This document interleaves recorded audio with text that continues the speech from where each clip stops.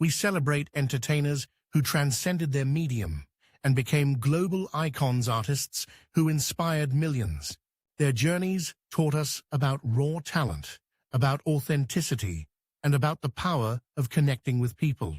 They understood reinvention. They weren't afraid to evolve, to challenge themselves, to become something new. Longevity mattered. Consistency mattered.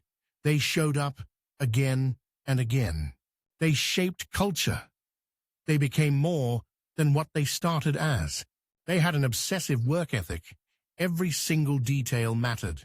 Craft was their foundation. They understood the work, the discipline, the journey. They broke barriers. They crossed genres, audiences, continents. They were fearlessly themselves, creating entirely on their own terms. And through it all, they connected with something real, something that made people believe. In the early 1990s, a young man walked out of a university football program with a torn ACL, unrealized dreams, and $7 in his pocket. His name was Dwayne Johnson, and nobody could have predicted that within a single generation, he would become not just a professional wrestler or a movie star, but a genuinely global icon, one of the most bankable and beloved figures on the planet. Today, Dwayne "The Rock" Johnson represents something almost mythological in American culture. The self-made man who took his family legacy, transformed it, and built something entirely his own. But the road there was anything but straightforward.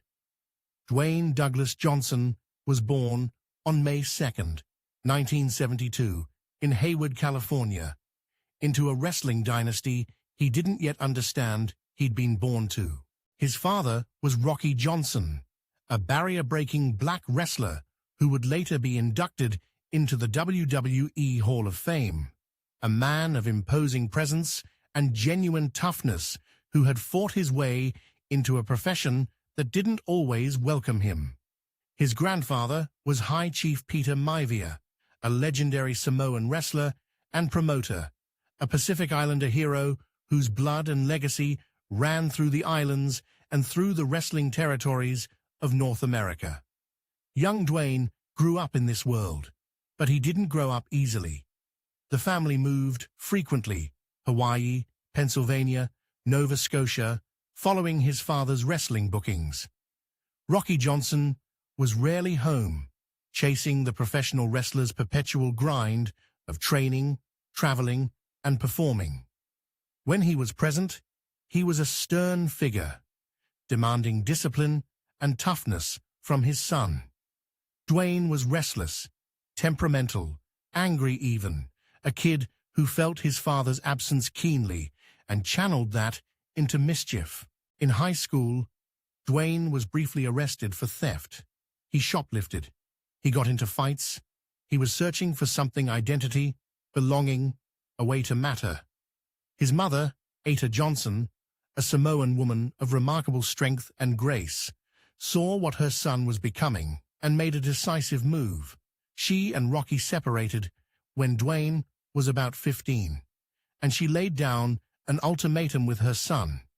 You can either keep going down this path, or you can join a team, find discipline, and find yourself. That ultimatum changed everything. Dwayne threw himself into football at Freedom High School in Levittown, Pennsylvania. He was big, he was athletic, and he was hungry to prove something to his father, to himself, to the world. He became a standout defensive tackle, and as he matured physically and mentally, scouts began to notice. By the time he graduated, colleges were recruiting him seriously. In 1990, Dwayne Johnson enrolled at the University of Miami, one of the premier football programs in America. This was the era of the Hurricanes' dominance, and Johnson was part of something special. In 1991, his junior year, Miami won the national championship, a perfect season, an unstoppable force. Dwayne Johnson was part of that team, part of that glory, and in that moment, he believed his future was set. The NFL draft loomed. Professional football would be his life. But the human body is fragile, and dreams can be shattered in a single moment.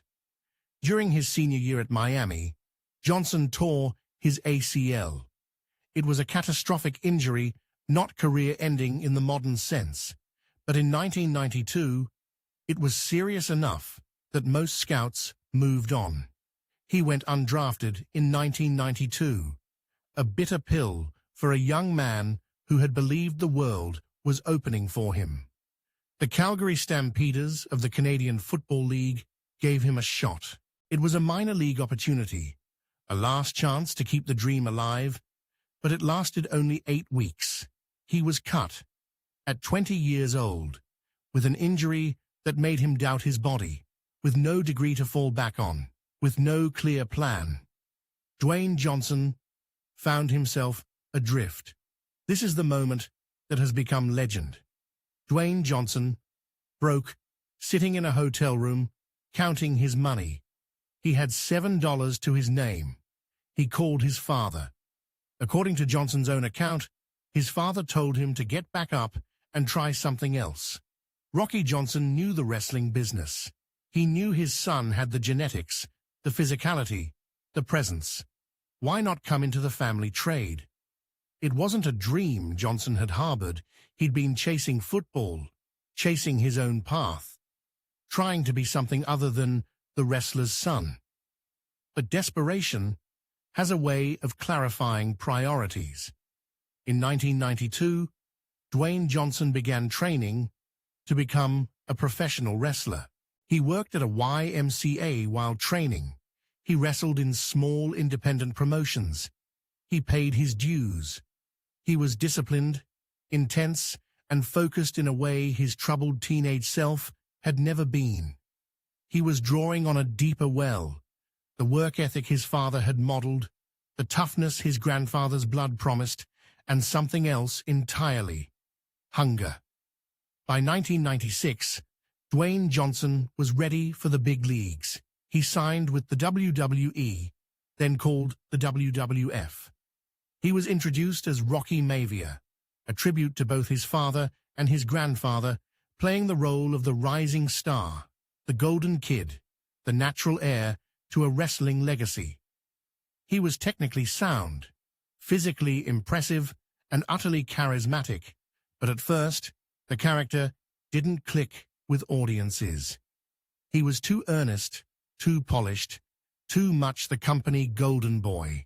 But Johnson and the creative team behind him understood what wrestling audiences craved: authenticity wrapped in entertainment, character arcs that reflected real emotion, and a performer willing to constantly reinvent himself. Sometime in 1996 and 1997, Rocky Maivia began to change. He grew rougher, more confident, more dangerous. He started to talk back to authority, to cut promos that were hilarious and cutting, to develop catchphrases that became cultural touchstones. "If you smell what the Rock is cooking," a simple phrase that became impossible to forget. "Layeth the smacketh down. It doesn't matter what you think." He was becoming The Rock, a character that transcended professional wrestling. The late 1990s and early 2000s were the period known as the Attitude Era in wrestling, and The Rock was one of its brightest superstars. He had a connection with audiences that transcended the traditional wrestling demographic. He was genuinely funny. His promos were comedy improvisation set to a wrestling stage. He was physically imposing, but charismatic enough that he could make himself the underdog. He had the look, muscular, tattooed with the traditional Samoan tattoos that connected him to his heritage, that impossibly expressive face that could shift from menacing to laughing in an instant. In the ring, he was a technician who made everything look simple and impactful. His signature moves, the rock bottom, the people's elbow, became iconic. He won championships. He carried the company. He became one of the biggest draws professional wrestling has ever produced. A top-tier performer in an industry that had finally been legitimized by cable television and mainstream attention. But by the early 2000s, Dwayne Johnson was already thinking about what came next. He wasn't content to be just a wrestler, no matter how successful. He was a natural performer, a genuinely skilled entertainer, and Hollywood was beginning to open its doors. His first film role came in 2001, a cameo in The Mummy Returns, playing a Scorpion King. It was small, but it was a proof of concept. The following year, in 2002, he starred in The Scorpion King, essentially a spin-off action film built around that character. He was the star. He carried the movie. Critics were surprised. This wrestler could actually act, could carry a film, could connect with audiences on screen the way he did in the ring. What followed was one of the most successful transitions from one entertainment medium to another in modern history. Johnson didn't compete with prestige cinema or indie darlings. He understood his wheelhouse: big, fun, family-friendly action movies. He became a franchise anchor. When he joined the Fast and Furious saga as Luke Hobbs, he elevated that film series to new heights. The chemistry with Vin Diesel, the humor, the action spectacle. Johnson understood exactly what audiences wanted and delivered it with intelligence and charm. He voice-acted as Maui in Disney's 2016 animated film Moana, bringing the same energy and heart to an animated character that he brought to live-action roles. He starred in the Jumanji reboot films, bringing warmth and comedy to a character that could have been one-dimensional. He became one of the highest-paid actors in Hollywood, not because he was chasing prestige, but because he understood his brand and his audience and delivered value with every project. But Johnson has always understood that his brand extends far beyond the films he appears in. In the social media age, he became a master of connection and authenticity. He shares his workout routines, grueling hours-long sessions that became famous for their intensity. He shares behind-the-scenes moments from film sets. He talks about his journey, his struggles, his gratitude. He connected with fans in a way that transcended traditional celebrity. He has massive followings across Instagram, TikTok, and other platforms, and he uses that platform not just to promote projects, but to inspire and entertain. Johnson launched Teremana Tequila in 2018, a spirits brand that has become genuinely successful. He's invested in various business ventures, always with an eye toward quality and authenticity. In 2023, he purchased the XFL, buying into professional football ownership and attempting to revive and reshape a struggling league. These aren't cynical cash grabs. They reflect Johnson's genuine interests and his willingness to take risks. What makes Johnson's success story particularly powerful is his genuine gratitude and his emphasis on family values. Despite his massive global success, he remains deeply connected to his Samoan heritage, regularly visiting Samoa, maintaining relationships with family there, and incorporating his culture into his public identity. He speaks often about his mother's influence, about his father's legacy, about his work ethic being tied to family values, and the belief that you have a responsibility to those who believed in you when you had nothing. He's been married, separated, and is currently married to Lauren Hashian. He has children and speaks about parenthood with the same intensity he brings to every other aspect of his life. He's involved in various charitable causes, donates to disaster relief, and uses his platform to amplify voices and causes he believes in. Today, Dwayne "The Rock" Johnson stands at the pinnacle of global entertainment. He's not just a movie star or a retired wrestler, He's a brand, a cultural figure, a symbol of reinvention and relentless work ethic.